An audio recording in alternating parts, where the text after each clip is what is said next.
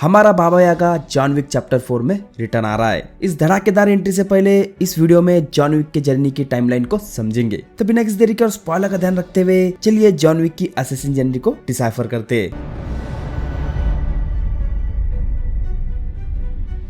John Wick की शुरुआती जिंदगी के बारे में हमें ज्यादा कुछ तो पता नहीं है, पर हाँ जॉन विक 3 में बताया गया था कि जॉन विक उसका असली नाम नहीं है। एक्स कम्युनिकाडो होने के बाद जॉन जब मदद के लिए डायरेक्टर से मिलता है, जो उसे जारदानी जवानोविच के नाम से बुलाती है।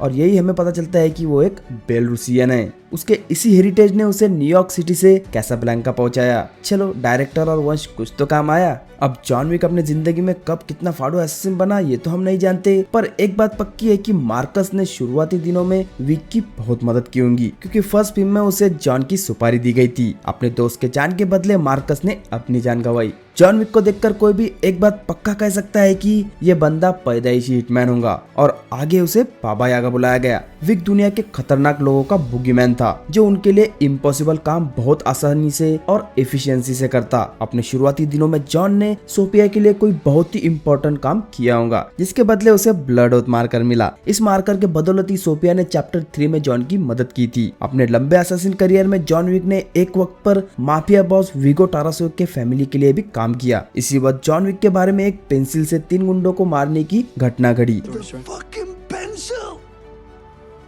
Who the fuck can do that?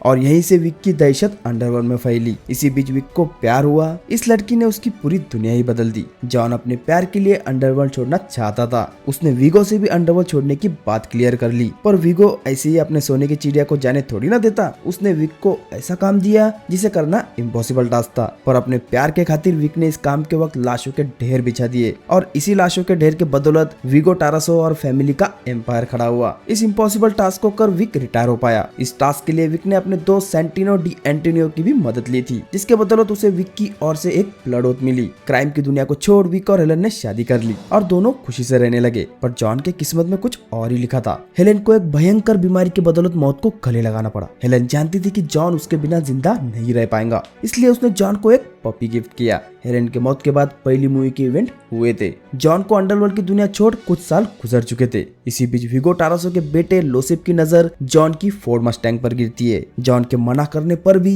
लोसिप उसके घर पर डाका डाल मस्टैंग को चुरा लेता है। इसी बीच उसने जॉन के कुत्ते को मार दिया, पर जॉन को जिंदा छोड़ दिया, और यही उसके जिंदगी की सबसे बड़ी और आखिरी गलती साबित हुई। इस गधे को जॉन के बारे में कुछ भी पता नहीं था। अगर पता होता तो वो उससे भिड़ता ही नहीं। विगो ने अपने बेटे को बचाने के लिए जॉन विक पर बाउंटी भी चढ़ा दी। बड़े से बड़े असैसिन भी जॉन को नहीं रोक पाए। जॉन के बदले की आंख में विगो और लोसी भी नहीं, बल्कि पूरी टारासो फैमिली जलकर खाक हो गई। जॉन एक और बार नए कुत्ते के साथ अपने घर लौटता है। इस बार उसके आरामदायी जिंदगी में हड़कंप बचाया सेंटिनियो ने। जॉन के धंधे में लौटते ही सेंटिनियो जॉन से अपने मार्कर के बदले में एक फेवर चाहता था, जिसे जॉन ने करने से सख्त मना कर दिया। पर सेंटिनियो ना सुनने वालों में से नहीं है। वो जॉन के घर को तबाह कर देता है। अब जॉन के पास न्यूयॉर्क लौटने के अलावा कोई और रास्ता था ही नहीं। यहाँ कॉन्टिनेंटल में विंस्टन उसे सेंटिनो को मिलने के लिए मना लेता है। सेंटिनो अपनी बहन गियाना को जॉन के हाथों मरवाना चाहता था, क्योंकि हाई टेबल की सीट उसे चाहिए थी, जिस पर हक गियाना का था। अपने ब्लड मार्कर के बदौलत जॉन गियाना को मार देता है, और सेंटिनो यहाँ जॉन को धोखा देकर उसे अपने आदमियों के हाथों मरवाने की नाकामयाब कोशिश करता है। इतना ही नहीं, अपने बहन को रास्ते से हटाने की वजह से जॉन के सर पर उसने $7 मिलियन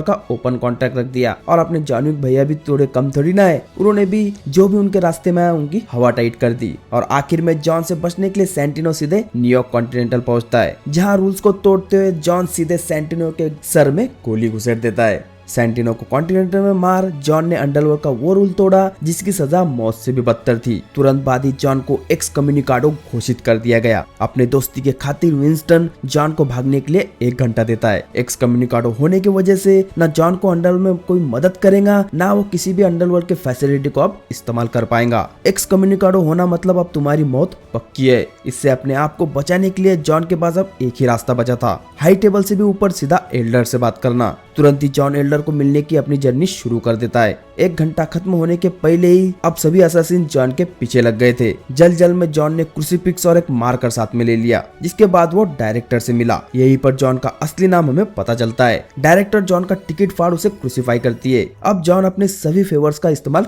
कर चुका था। डायरेक्टर के मदद से वो कैसाब्लैंका जा पाया, जहाँ हम सोफिया से मिलते हैं। सोफिया के मार्कर के बदले जॉन उसकी मदद मांगता है। सोफिया और जॉन मिलकर एल्डर का पता लगाते। एल्डर दुनिया में अकेला ऐसा इंसान था जो हाई टेबल के साथ जॉन की सुलह कर सकता था। जॉन एल्डर को किसी तरह से मना लेता है। एल्डर की तरफ से जॉन को एक डील ऑफर की जाती है। हाई टेबल की ओर से अपनी लॉयल्टी साबित करने के लिए उसे विंस्टन को मारना होगा और अपनी पूरी जिंदगी वो असैसिन बनकर गुजारेगा। जॉन इस डील को एक्सेप्ट कर अपनी एक उंगली एल्डर को काट कर दे देता है, जो एल्डर का भरोसा पाने के लिए काफी थी। एक तरफ जहाँ जॉन एल्डर को मिल रहा था, वही दूसरी तरफ हाई टेबल की ओर से न्यूयॉर्क में इंसाफ करने के लिए एड जुडिकेटर को भेजा जाता है। एड जुडिकेटर सबसे पहले जीरो को हायर करती है। उसके बाद एड जुडिकेटर की बिजली गिरी विंस्टन पर। जॉन को भागने के लिए 1 घंटा देने की वजह से उसे कॉन्टिनेंटर छोड़ने के लिए 1 हफ्ता दिया जाता है, जिसके बाद डायरेक्टर के दोनों हाथों में तलवार खुपसी जाती है। फिर अगला नंबर बाउरी किंग का था, जिसके गन और 7 बुलेट्स के बदले उसे 7 कट दिए गए। यहाँ बाउरी किंग किसी तरह से बच पाया। एल्डर से मीटिंग के बाद जॉन न्यूयॉर्क लौटता है, जहाँ उसे सबसे पहले विंस्टन को मारना होगा, क्योंकि यही एक रास्ता था हाई टेबल से बचने का। वही दूसरी तरफ जीरो के आदमी जॉन के पीछे पड़े थे। जॉन और विंस्टन दोनों अपने अपने टास्क को करने से ठुकरा कर हाई टेबल से लड़ने के लिए तैयारी करते।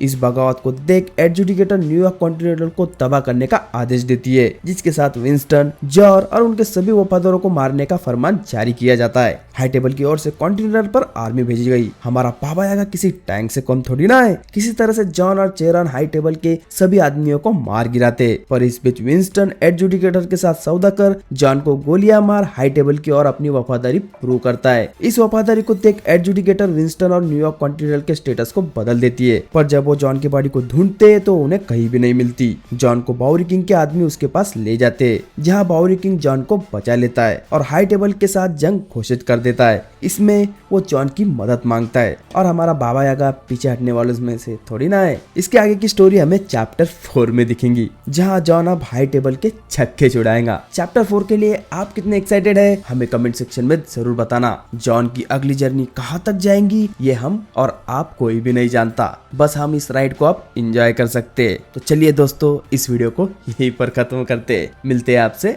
अगले वीडियो में।